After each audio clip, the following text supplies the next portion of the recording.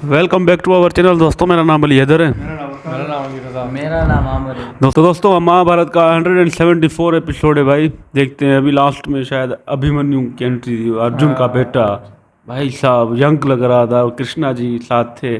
दुर्योधन मामा उनको बोल रहा, मामा श्री बोल रहा था, चाच श्री है ना। हाँ ताज श्री को ऐसे बोल रहा। तो अभी प्ले करें।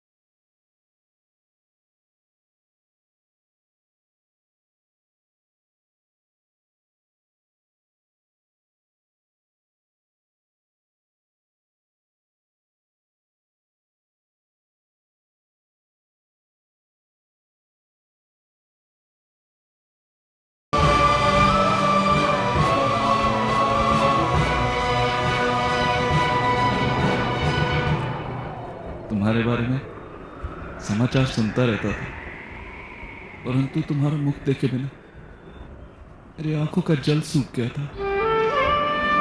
जन्म से आपकी प्रतीक्षा कर रहा था पिताश्री।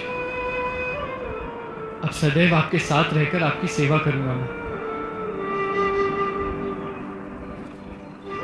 अवश्य पुत्र, तुम्हें साथ ले जाने ही तो आया हूं मैं।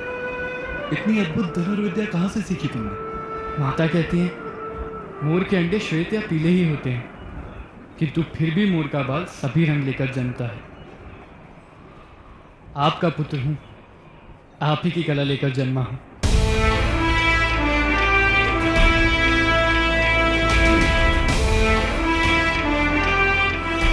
महर्षि दिन में 3 बार स्मरण दिलाते हैं कि मारना सीखो।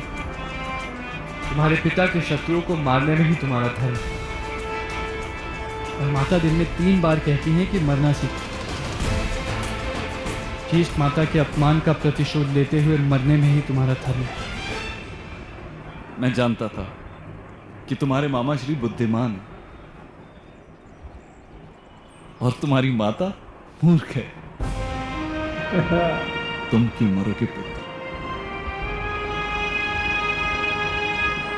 तुम्हारा तो जन्म ही अमर होने के लिए हुआ है।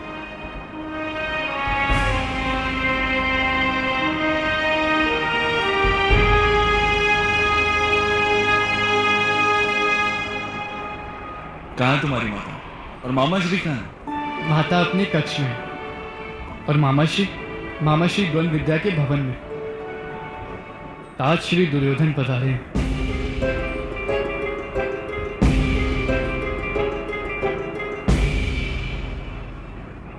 राज दुर्योधन वो किस कार्य से यहां पधारे?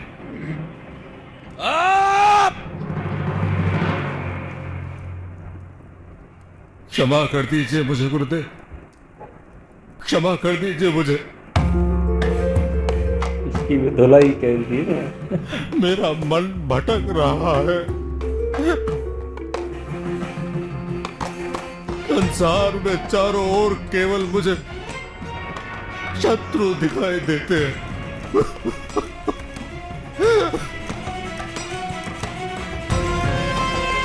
केवल शत्रु दिखाई देते हैं मुझे गुरुदेव।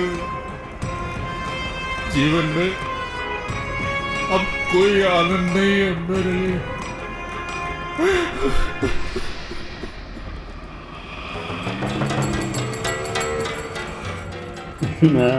अंत कर दीजिए गुरुदेव, अंत कर दीजिए मेरा गुरुदेव। युवराज दुर्योधन, यूं विलाप करना आपको शोभा नहीं देता।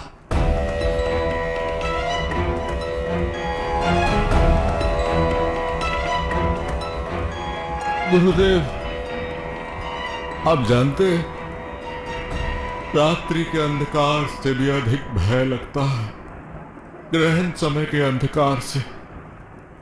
मेरे सम्मान को, मेरे स्वप्नों को मेरे जीवन को ग्रहण लगा है गुरुदेव। मुझे मृत्यु से भी अधिक पीड़ा प्राप्त हो रही है।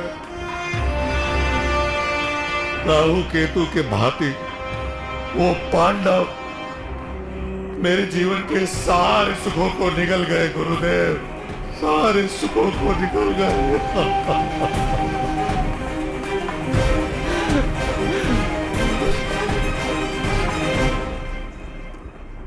ऐसा क्या किया है पांडुपुत्रों ने? उन्हें तो वनवास मिला था, और दूसरी ओर तुम, जिसने अपना समस्त जीवन राजभवन में व्यतीत किया है।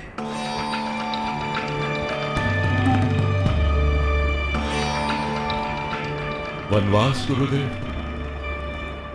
उन्हें वनवास मिला, वो क्या मेरा दोष था?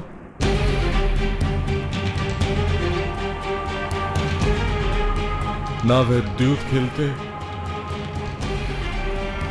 ना वे पराजित होते, किंतु गुरुदेव मैं भाग्य में अन्याय लेकर जन्मा हूं। क्यों मेरे पिता के साम्राज्य पर मेरा अधिकार नहीं है? क्यों क्यों मेरे पिता अपना सिंहासन मुझे नहीं दे सकते? क्यों? ये कैसा पांडु का न्याय है। है इस आर्यवर्त का? इससे चाहिए क्या मिलेगा? पांडवों ने मेरे राज्य का भाग किया,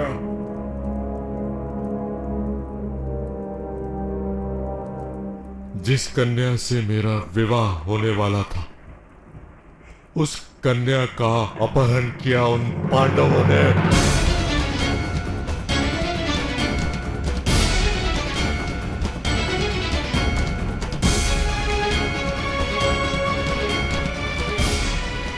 स्मरण कीजिए गुरुदेव, द्वारिका के विवाह मंडप से बिना विवाह के लौटना पड़ा मुझे। सारा आर्यवर्त हंसा मुझ पर गुरुदेव, सारा आर्यवर्त हंसा मुझ पर।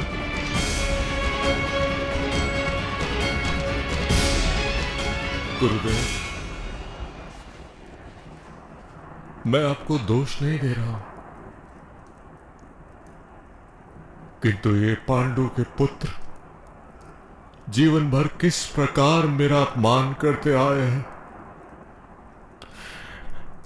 वो सत्य बता रहा हूं आपको।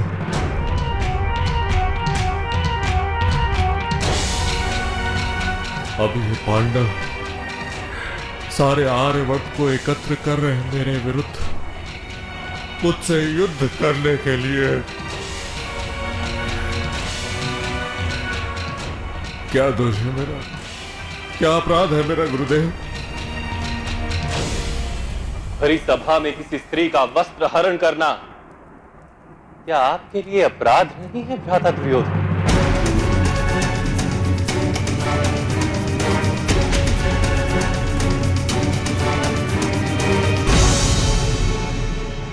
भरी सभा में कोई दासी अपने स्वामी का अपमान करे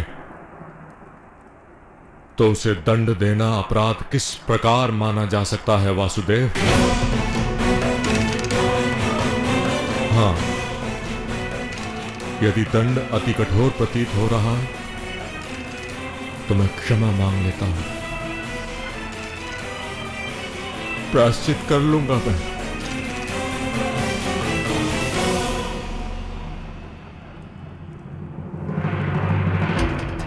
प्रायश्चित कर लूंगा गुरुदेव, किंतु मेरे साथ हो रहे इस अन्याय को रोकिए आप।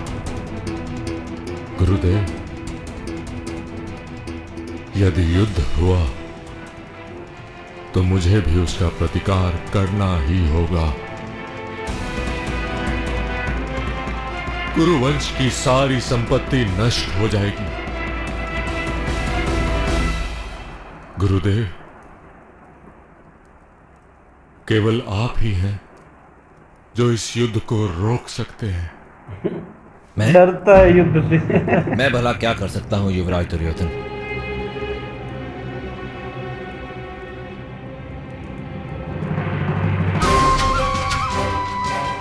यादव ही उन पांडवों का बल है गुरुदेव बलराम। यदि आप उनके साथ नहीं होंगे तो वो पांडव युद्ध करने का विचार भी नहीं कर सकते, नहीं कर सकते।